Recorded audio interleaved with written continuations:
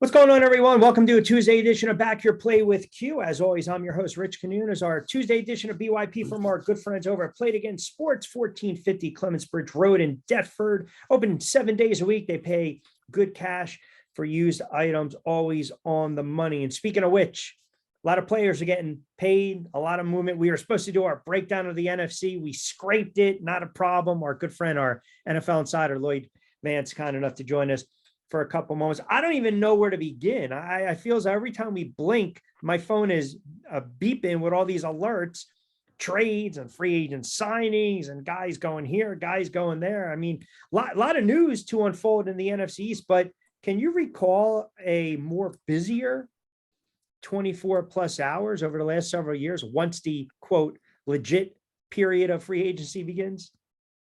Yeah, Q, the slogan for my website used to always be the NFL never sleeps, and it really doesn't. It's supposed to be NCAA tournament time, Yep. NBA, whatever you want to talk about, but the NFL is always first and foremost on the sports scene, and they've really taken it over. I know the league year is supposed to start March 15th, but they allowed legal tampering to start on the 12th, and you see it's fast and furious, as you were just saying. Teams making moves all over the place, and no one's going to win a championship in the off season, but Right. You sure can lose it. And some of these guys are really fortifying their teams, trying to get better, trying to make these leaps. And you see teams like the Chicago Bears, who dealt that first overall pick to Carolina, and they kind of trying to redo their roster around. Yep. Ryan Poles their GM, and he's trying to redo that team. And just make them better around Justin Fields. So that's just one of the examples, but lots to talk about. It is definitely hot stove in the National Football League. Yeah, no doubt. And when we look at the NFC East right away, the Eagles and Sanders parting ways. They bring in Penny from Seattle. The Giants add a linebacker, defensive tackle, and they make the blockbuster trade today with the Raiders for Waller and essentially a third-round pick, 100, and the Kadarius Toney pick, which turns out Heineke's out in Washington. I mean, so the NFC East, aside from Aaron Rodgers to the Jets, where there's enough smoke, there should be some fire. I like what the Giants have done thus far, and I know the knock on Waller as well. He hasn't been fully healthy, but be that as it may, the years that he was healthy, he had a major impact on that offense with the Raiders and Derek Carr, and it gives the Giants a legit red zone threat right now to kind of open things up. So they wanted to land that big time tight end / wide receiver. Let's just say weapon, right? Because he can line up like a wide receiver, but he's a big time threat in the red zone. They got it for Daniel Jones. They re-signed Breida. They re-signed Shep. They tagged Saquon. So offensively, starting to kind of put the pieces in place right now where they're saying, okay, Daniel Jones, we're giving you some weapons to work with here. You got to do better than 15 touchdown passes. Yeah, Q, and we've seen it in the NFC East every season's different. Yep. And, there has not been a repeat champion since the 03-04 Philadelphia Eagles. So, the Eagles cannot sit on their laurels and just figure that they're going to be champions again. Yes, they ran roughshod in this division. They beat the Giants 3 times, but the Giants and Joe Shane, their general manager, they're trying to get Brian Daboll, the roster that he needs to succeed. Now, this is an offensive-minded coach. We saw him turn around that team very quickly. He got him back in the playoffs, and the cornerstone obviously is Daniel Jones to them, as you were just alluding to. Is he worth the amount of money that they paid him, around $40 million or so a season? We're just going to have to wait and see. But that's their guy, and they're putting their eggs in his basket, as well as Saquon. I think that Darren Waller is a very big pickup. Obviously, he's not going to be a blocking tight end playing in line on the offensive line, but you are going to be able to flex him out, and he's going to do a lot of things that Ingram was able to do early in his career for the Giants. So I think Waller's a very good pickup for them. And then it's going to be fun to see in the draft how they keep reloading this team, because they're going to be in the mix. And the Dallas Cowboys, they're making moves as well. They bring Pollard back, and I think Zeke's out the door. So, all these teams are chasing the Eagles, and they're going to be very competitive. Yeah, and the one point to highlight for the Waller move is no dead cap over the last 3 years of his deal. There's literally no downside to this deal whatsoever. If he turns around and catches 56 balls for 850 yards and 6 touchdowns, that's a win. That's a major win. I mentioned with the Philadelphia Eagles, they bring in Penny from Seattle. Look, we talked about Waller, if healthy, the same thing with Penny. It spells the end, obviously, for Miles Sanders. Look, and the Eagles, Kelsey decided he's going to come back for one more year. So I know they lost some coordinators. I thought the Hargrave, that's a big time move by San Francisco. He's getting the bag. We know they're going to lose some corners, some safety issues in the secondary as well. They'll replenish, they'll restock, but they're going to be a vastly different team. And I think when you start to see a team like the Giants making the moves that they are, they're saying, hey, we want to contend in the NFC East. But thus far, your overall assessments on what the Eagles have done the last 24 to 48 hours. Yeah, Q. And we talked about this in our Super Bowl wrap up. As soon as that Super Bowl is done, that group as it was, whether you're the winner or loser, is going to change. It's always what's in it for me. I helped get this team here, and whether it's injuries or somebody looking for a big contract, you're going to have to make changes. And the Philadelphia Eagles had a lot of players on one-year deals on that Super Bowl team, and so a lot of these guys, they're able to look around, and unfortunately, they're kind of hamstrung because let's face it, the Jalen Hurts contract is coming. He's second round pick, so they don't have the luxury of going with that 5th year option on him. So they have to get this in 2023 will be the last year of his rookie deal. And all signs are pointing to him getting that type of deal that we talked about, whether it's Daniel Jones or Kyler Murray, one of those $40 million plus type contracts. So they're going to have to fit him in, and then they have to make these business decisions. You're talking about Miles Sanders, a guy who kind of had a rebound year, finally got 1,000 yards, but unfortunately at this stage, running backs, you can find one in the draft, or you bring a value guy in like Rashad Penny, as you talked about, coming over to Seattle. So he's going to walk, and then defensively, boy, it's just been an revolving door. And I've gotten a lot of emails and phone calls from my Eagles folks talking about, what's going on here. I just saw Kazir White went to the Cardinals. You see Epps, he left and went to the Raiders. Hargrave. Hargrave leaves. It's a big loss. He can't keep, Callie Roseman cannot keep all these guys. And he's got to make smart decisions in terms of where they're going to put the majority of their money. So I think the Eagles, first and foremost, they've always been an offensive-minded organization, and they're going to continue to be that way. I think in the draft, with those 2 first-round picks that they have, they will try to get some more guys on the offensive line, fix that defensive secondary. Obviously, they're going to need to bring in some linebackers as well this offseason. So a lot of changes are saying, but we're going to wait and see. I still think right now, you still have to say, if you stack the teams up, all 4 of them, that the Eagles will be the favorite in this division. Yeah, no doubt. I mean, the Hargrave signing for the 49ers, 4 years, 84, he's not worth that, but he was able to go out and get that money. He's still a very good player. Off season so far, they lost Hargrave. They lost TJ Edwards, Kazir White, you just mentioned, Marcus Epps, Andre Dillard. Contrary to what people think, I think the kid's going to figure it out. Gardner Johnson out there, Bradbury out there, Fletcher Cox out there, Sanders gone, Boston Scott out there, Robert Quinn's not going to be back. They retained Kelsey, Brandon Graham. Okay, that's more or less leadership. Kelsey, maybe we can milk one more year out of you, and then they add Penny. So it's not like they've done a substantial amount of stuff, but sometimes little moves here and there can kind of overshadow some of the big moves that maybe don't pan out. Washington just lost Heineke, so they need a quarterback.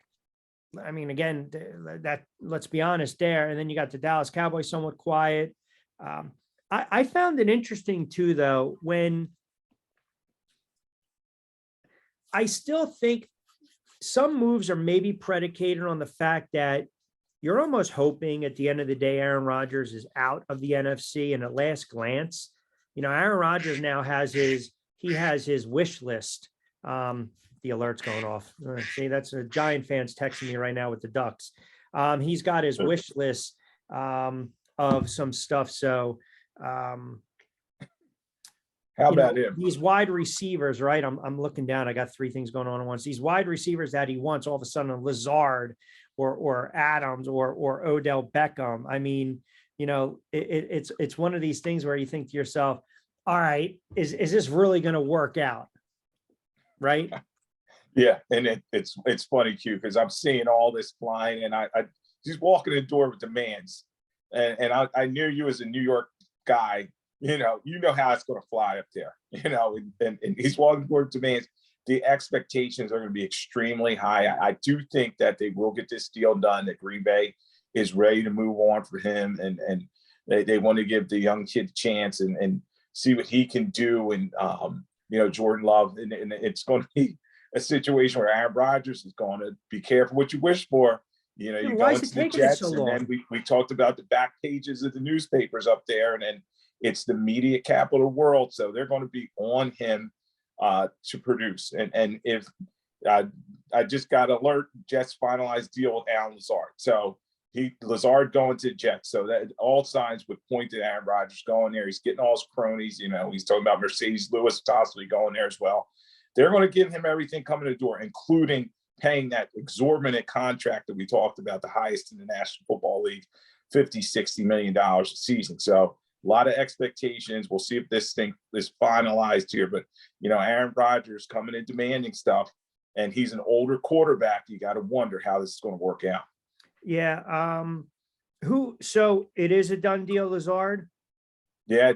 Just got alert that he had he signed for I think a 3-year contract with the Jets. So okay, I just pulled up 4 years, 44 million, 22 million guaranteed. There it is. So yeah, remember too, they cut Barrios to free up some space. What's the holdup? You know what I'm saying? Like, what's the holdup on Aaron Rodgers? Like, what happens if Aaron Rodgers decides I'm going to go back to Green Bay, even if they don't want me to start, they're going to pay me $60 million to hold a clipboard. Like, what is the holdup here? Why is this not done? Like, I don't get it. Yeah, he's definitely a mean player. You know what I mean? It's so annoying, man. It's setting him up for, he's going to be the king. That's the way he wants it. I just don't know how that's going to fly up in New York, especially. That division is very competitive. We know that Buffalo is going to be there. Miami has been very active as well this offseason. They're trying to make some moves, and the Patriots are always going to be there with Belichick. So you would think though they already know that it's a done deal if they made this signing for Lazard. That it's pretty much all signs are pointing to it's a done deal. Just come out and say, I'm on my way. And I heard, I've talked to somebody out there, and they said that all the trade verbiage and everything and the compensation back and forth has already been resolved. So why not just, make it an official, just say I'm coming there, and then Green Bay can move on and figure out what they're going to do this offseason. Yeah. And there's no way I'm paying Odell Beckham $20 million. That's just not happening. Now, with his injury history recently, you just can't pay him at that top flight receiver that he was so early in his career. So, he may have to sign for a more value deal. And we saw all last season that ACL injury was very bad, and he was out the whole season. So, we'll see if he goes to the Jets or somewhere else. Odell, he's going to also look out for himself as well. Yeah. And let's be honest. Lazard's not signing with the Jets to catch balls from Zach Wilson. Yeah, Zach Wilson. That's going to be interesting to see. You keep him on the roster. He's the backup because Mike. Oh yeah, you definitely got to keep him on the roster because he's a first round bonus baby, and they have him under contract for at least the next couple of years, and then they'll just see from where there. But it's looking more and more like a guy that's just they're going to eventually have to trade him, but. They'll keep him around because, Aaron Rodgers, as we said, he's an older quarterback. Injuries can happen with a guy his age. Well, I don't think they give up. I said he was done, but I don't think you give up on him just yet because of his draft status and the fact no Flacco, no veteran presence. Mike White goes to Miami, right, to back up essentially Tua.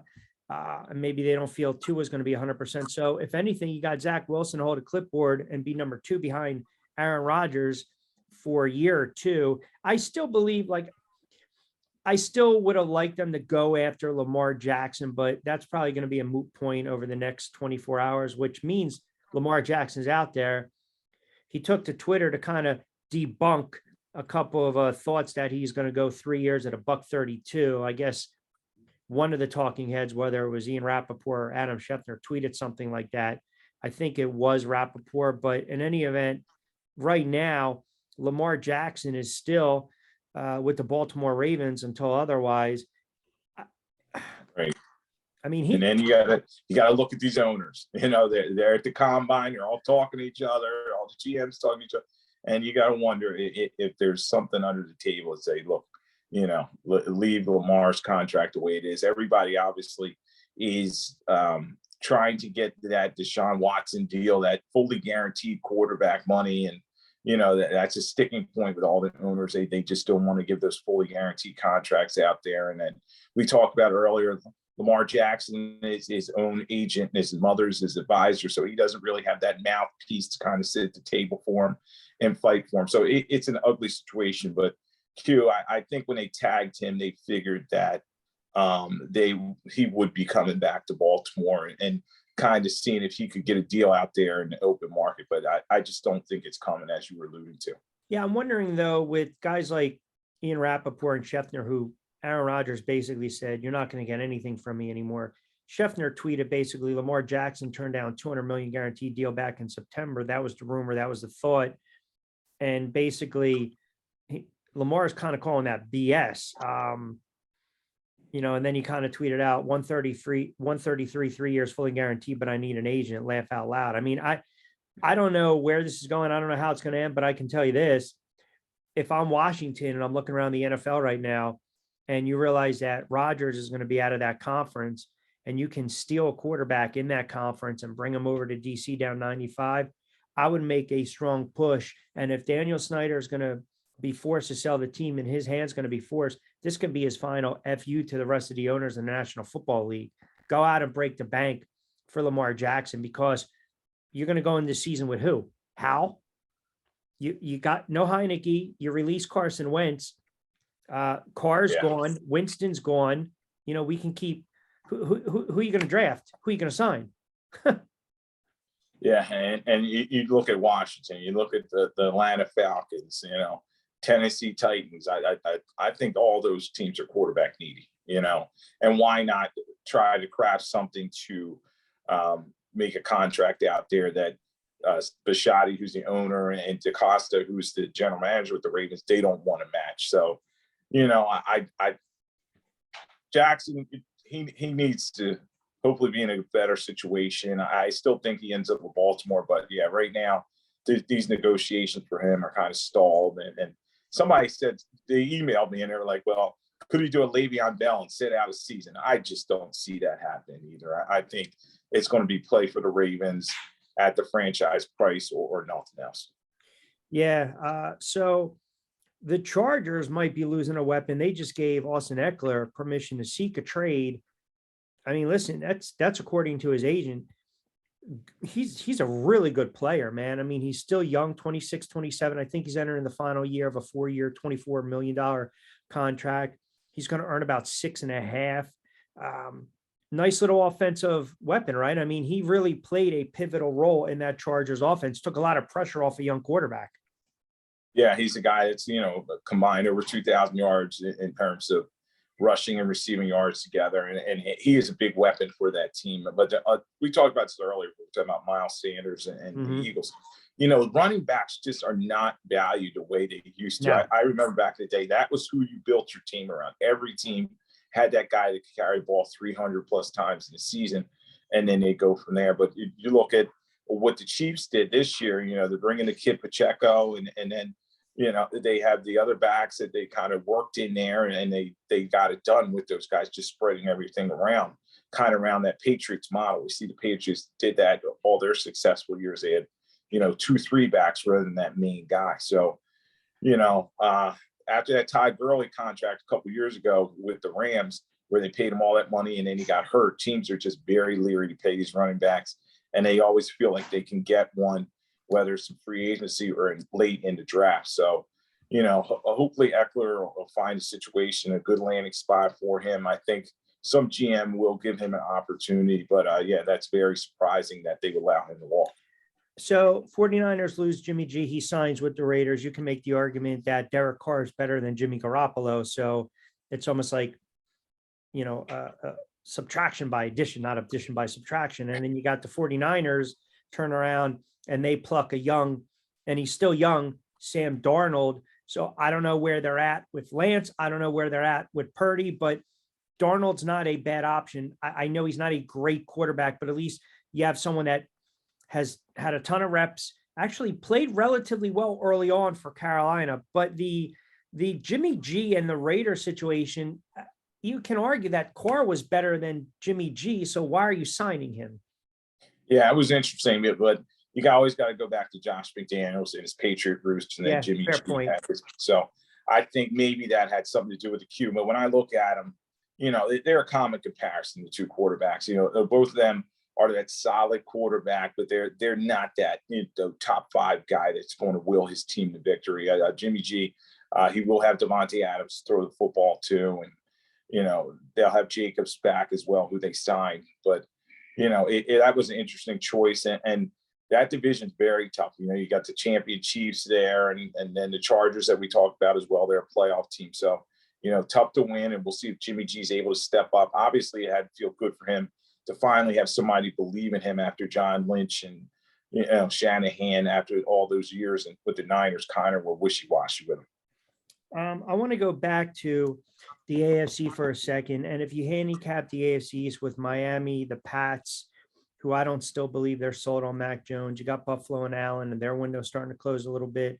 And then you look at the Jets. I mean, with their defense and with their offense, and they get Hall back coming off that injury, the running back, if you insert Aaron Rodgers, would you say they're the odds-on favorite to win the division? Or would you say Rodgers makes them now a playoff team, but not a team that can buy? That's a great question, because you look at the Patriots, they've had the Jets number over the years, even though they've kind of struggled, but they know how to beat the Jets. So they're always going to be competitive with them, but I still think if you start looking at handicapping it, you have to go with the Bills are number one, and then I probably put the Jets at that number 2 seed right now, and that's what Aaron Rodgers would elevate them to, because they were winning games with Wilson, as you were saying. Right.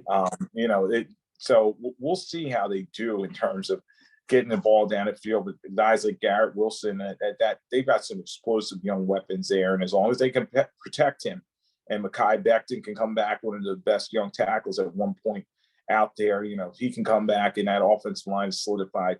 Rodgers be able to throw from the pocket and drive the football down the field. Now, the Bills, I still think they're going to have something to say. Josh Allen will look back for a bounce back here, but as you're saying, is that window closing as the McDermott era coming to an end? He's been there for quite some time. He lost Leslie Frazier, who's going to sit this year out. He's losing pieces like Tremont Edmonds just went to the Bears, and some other guys. So, they're retooling for the Bills, and they're going to have to hold off the Jets, especially if Aaron Rodgers goes there as expected. Tuesday edition of Back Your Play with Q. Rich Quinones here, our NFL Insider Lloyd Vance joining us. We are brought to you by our good friends over at Play It Again Sports, 1450 Clemensbridge Road in Deptford, New Jersey. Don't forget at Rich Q on Q, IG and Twitter. You mentioned when we started with the Bears trading the number 1 overall draft pick in the 2023 draft to the Carolina Panthers in exchange for four draft picks and wide receiver, DJ Moore. So you're giving Fields a nice weapon, but what does it tell you, about the Bears making a move like this? And then conversely, what about Carolina? The Bears are going to get Carolina's first round selection at number 9, a late second round pick, number 61, a 2024 first round selection, and a 2025 second round pick. And I think Moore's a player.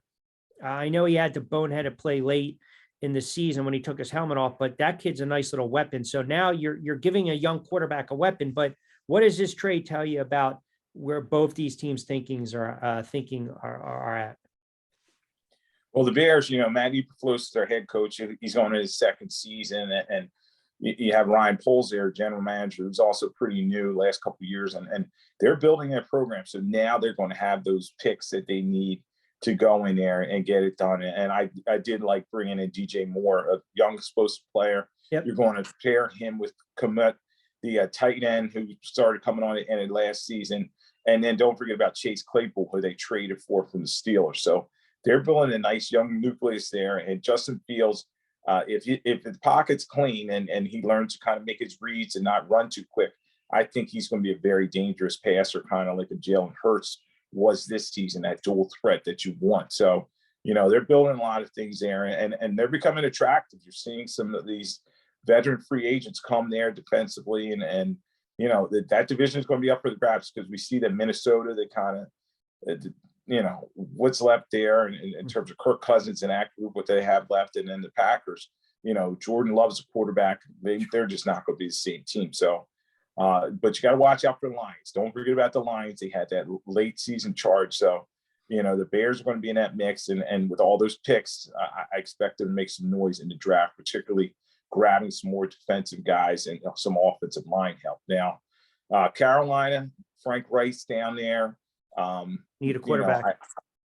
He's basically building this thing from the bottom up. They tore it all down. David Tepper, their owner there, gave Frank Reich the keys to the kingdom, and he's going to allow him to build his program the way he wants to. Obviously, things did not end well for Frank Reich with the Colts, but he got a job right away. So, he's going to go there. I think the player they're going to go after is C.J. Stroud, the quarterback from Ohio State. He tore it up at the combine with his long throws, very accurate. He did throw. He measured out very well there, and he looks like the type of passer that they want, a guy that's going to be able to drive the football down the field. Bryce Young, who everybody thought was going to be a prohibitive first-round overall pick from Alabama. He's kind of, there's question about his size. Is he a Kyler Murray type? Can he get it done in the NFL? So I think the Panthers are looking at like a 2 to 3 rebuild plan. But you never know in that division. That's another one that's wide open. New Orleans trying to make some moves as well. So I think I put New Orleans at the top spot right now, and then we'll see how Tampa, if they're able to rebound from Brady, and then the Falcons, I put them at the bottom. Yeah, and look, New Orleans solidified the quarterback position, right? I mean, they went out and they got their guy in Derek Carr. And I look, I mean, we'll have this conversation in another week or so, but then, you think about Anthony Richardson. Who knows who's going to go number one? Did Jalen Carter's stock drop? The big time playmaker, defensive lineman from Georgia. I mean, I think it's still kind of it's a fluctuating thing right now, but I will say this: you've got Rodgers potentially out of the NFC. You had Jimmy G go to the Raiders. The Raiders basically just traded off another weapon. Several. I mean, think about that. So who knows where they're going to be? You take Rodgers off the Packers, and you got that young kid Love. I mean, they're going to be a bad team. So you would think Minnesota wins that division by default, right? You would think. Lions, you mentioned, are going to be improved. I mean, I guess the point is, the teams that we know are going to be good are still going to be good. But then you look in, you see some of these other teams, i.e., the Giants and Washington and the Lions and Arizona. Who knows? Every team, I think they're making moves to better themselves, obviously, but they're looking around, they're peeking out the back door, seeing what other teams are doing in their division. I mean, you don't think for 1 minute the Eagles and the Giants are kind of looking at each other and they're seeing what they're both doing? I mean, the window in the NFC, I think, is going to be ridiculously wide open. And just to further my point, the Eagles are going to have to pay some guys down the road, man. So they're going to look back a month or two ago in that Super Bowl loss, and they're going to kick themselves because they had a real good opportunity to win a championship and win a Super Bowl. And you're not going to be able to hold on to these guys. You're not going to be able to pay everyone. You're going to lose certain guys, and then you still got to pay the quarterback. So, man, I'll tell you, it's been crazy. Yeah, I would agree with you. NFC is wide open. We talked about that last year, the level of competition the Eagles are facing in conference, and the conference got weaker, in my opinion. So, it's wide open, and who's to say, the Lions won't be that surprise team. We've seen a lot of teams jump into the mix from out of nowhere. I don't know if it's going to be them but every year since 1999, we know that there's been at least 4 new teams in the playoffs. This year, I think there was 7. So, there's going to be some new contenders jumping out of nowhere, and I think a lot of them will be in the NFC. Yeah. We'll try to hit it again later in the week, and we'll get to the NFCs, but I have a feeling the next day or two is still going to be ridiculously fluid. And I would like this whole Rodgers stuff to just basically, come to a head already. Like, just get it done. Like, what are we doing here? Just stop. What does he need to go back in a hole? He's going his retreat again. It's a log cabin out in the woods somewhere and think some more. I think, enough already and just make the move and move forward and see how you go from there. But it's going to be interesting to see him in New York and see if that works out. Hopefully he's healthy and the roster stays healthy. But that's a very competitive division, as we outlined earlier, and we'll see how he handles it. He's the type of guy, when adversity strikes, he loves pointing fingers. So that's going to be real fun to watch up there. Hey, I'm waiting to see that. 18 of 36, a $186, 2 interceptions and a fumble, and boom, there you go. Have fun with the Post. Have fun with the Daily News. Have fun with Newsday. Have fun with FAN. Go enjoy it. Yeah, it's not Green Bay up there. Yeah. They're going to be waiting for him. The Sharks will be circling. Yes, no doubt about that. All right. We'll circle back later in the week. We'll start to dive into the NFC East, and then we got the draft right around the corner. We'll start to look into that. But we had just too many moves over the last 24, 48 hours. Of course, our NFL Insider Lloyd Vance, give him a follow on social media, does a great job. We will put this sucker up on the YouTube channel within the next hour, and probably in the next 5 minutes. Aaron Rodgers is officially going to be dealt to New York Jets, because that's how it works.